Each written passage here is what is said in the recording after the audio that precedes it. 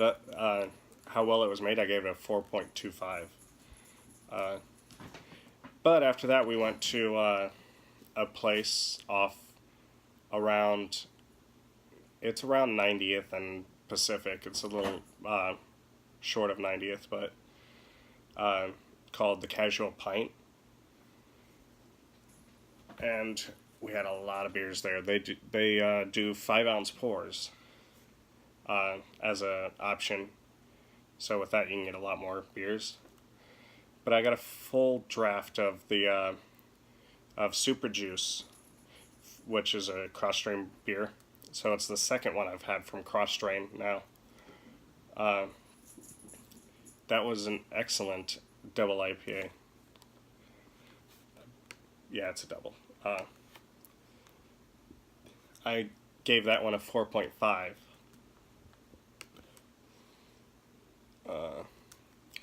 But then I turned around and they had a beer from Boiler Brewing on tap. And I couldn't pass that up. So now everything from here out is 5-ounce pours.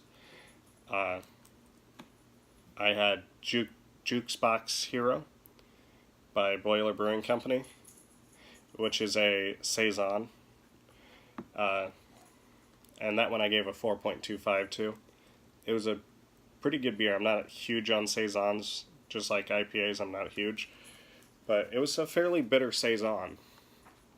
And then I had Bug Zapper from Avery Brewing. It's a sour. I love sour. The first thing that was listed for it was lime. Well, my buddy was trying Dogfish Head's Sea Quench, which has lime in it as well. And that one is amazing, and I loved it. However, Avery's Bug Zapper, it did not taste anywhere near the same. I ended up giving that a 3.25. It also had mint, but that was the last thing listed. However, it was the only thing you could taste in the beer. It wouldn't have been a bad beer if it was... Okay, it wasn't the only thing you could taste, because you could taste the lime and everything. But if the mint would have been in the background and it was just a hint of the mint, it would have been a really good beer. And I love sour, so I'm disappointed the only sour I had last night was not a good beer, in my opinion. I did not care for the mint throughout. I was looking at reviews. There were some people that did, but most did not care for the mint throughout it. And I'm also equally disappointed because I love Avery Brewing. And that is the first time I can say I've had a beer from them I did not like.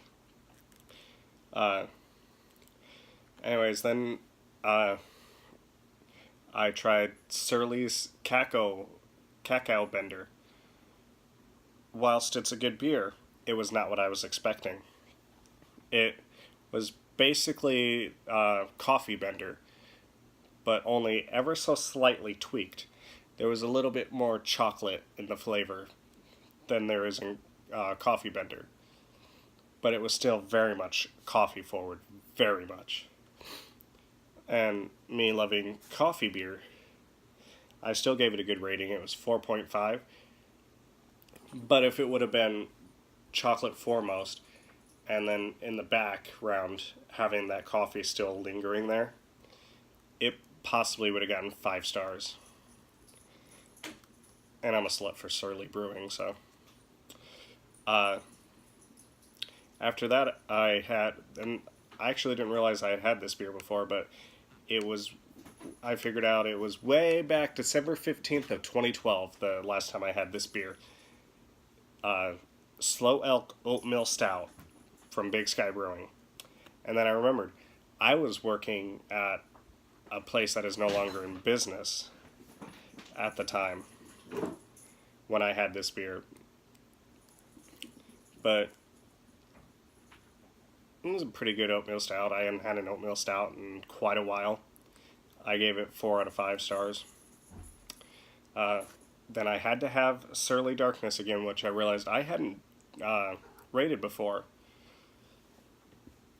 but I had it the last time we went here, and I was shocked as hell they still had it on tap, being that it's darkness.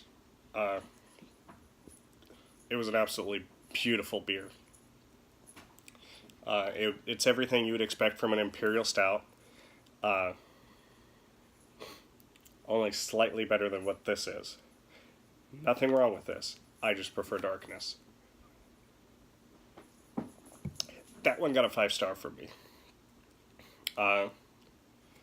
Then because I had never had this beer before, actually, I tried Bell's Two Hearted Ale.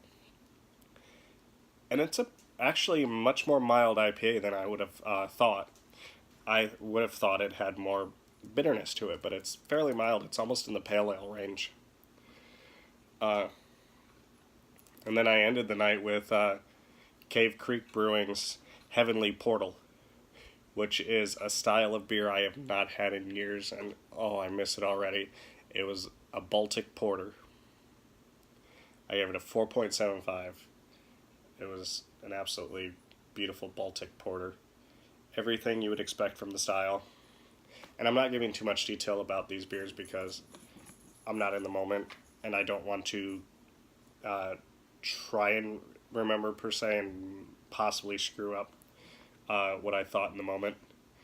But that one I gave a 4.75 to. And honestly, it was one of my favorite beers of the night. The only one better I'd actually had before, so.